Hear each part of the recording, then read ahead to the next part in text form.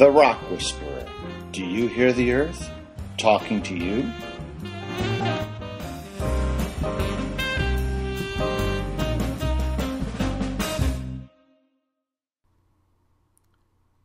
Rocks and Minerals, Igneous Rocks, Unit 3-4. So now we're going to get into more details on the individual types of rocks. And we're going to start with the first one, which is going to be the igneous rocks. And igneous rocks are formed from one of two things. They're either formed from magma or they're formed from lava. Now they're both molten material. They're both liquid rock, but magma is inside the earth and lava is on the earth's surface. So you need to know the difference between those two. Both liquid rock, but they are in different places. So igneous rocks are classified on a couple different things. One, we talk about where do they form. Two, what are their grain size? Are they small or fine grained? Are they large or coarse grained? What color are the rocks? Are they light in color? Or are they dark in color? And we'll talk more about these when we get into talking about how to use the reference table. And also, once we know those, that will lead us to what is the mineral composition. So what minerals are making up that particular rock. So two things that we need to know. One, we have extrusive and we have intrusive rocks. So extrusive, it's formed from lava because extrusive, think of exit, or it means outside of the earth. Think about the geology kitchen that you watched. If you're cooking something and you take it out of the oven, as I said in the previous video, it will cool relatively fast. When things cool fast, it does not allow for a long period of time to form crystals. So they can be non-crystalline, or if there are crystals, they're very small. You're going to need a hand lens or something else to enhance seeing where the crystals are. If they are non-crystalline, that can lead them to be glassy. And if they're small crystals, that will be our fine texture. Because the lava is outside the earth, it usually can be ejected outside the earth with a lot of force, which is adding air. And then when it cools very quickly, we can have gas bubbles or pockets, and that texture is called vesicular. So that's a key texture that you can look for. The opposite of extrusive is intrusive, which means it's inside the earth. So that now we're talking about magma. Same analogy as before. If we're cooking something and you turn off the oven but leave it inside, it takes a long time for that to cool. So it cools very slowly inside the earth. So we're talking about magma chambers sometimes that are deep within the earth that could take hundreds of years to completely cool. So those large crystals are going to be visible to the eye. And they're large crystals because they have a long time in order to grow and to expand.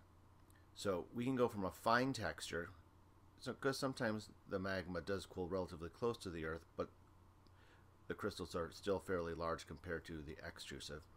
Or it could be coarse texture if it takes a long time, hundreds of years to cool. But because it's cooling inside the earth, there's no air. So we will not have any air pockets, so all those rocks will be considered non-vesicular.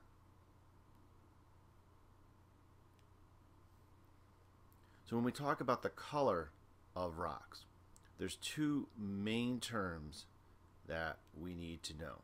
One is going to be this one here, felsic, and the other one is going to be mafic.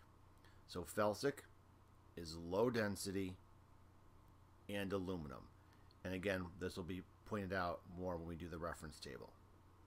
Dark colored rocks tend to be a higher density and they are mafic, and they're made up of iron and magnesium.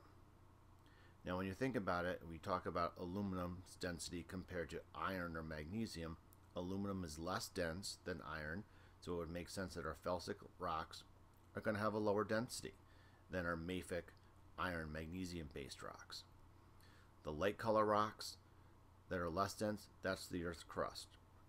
The darker, more dense rocks, the mafic, are going to make up the ocean crust. So now, I know it may be hard to see in your packet, but I'm going to show you a couple pictures and explain some of the different characteristics amongst these rocks. So when we first start looking at these rocks, there are three up on the screen for you. We have granite, pegmatite, and diorite. And at first glance, they may all look somewhat similar. But when we look at the difference between the granite and the pegmatite, when we look at them, hopefully you notice that the coloring is relatively similar between the two. But if you look carefully, you'll notice that the crystals in the granite are smaller than the crystals in the pegmatite. Same chemical composition, just different crystal size. And you can see here that some of these crystals are relatively large, and here that most of the crystals are relatively small.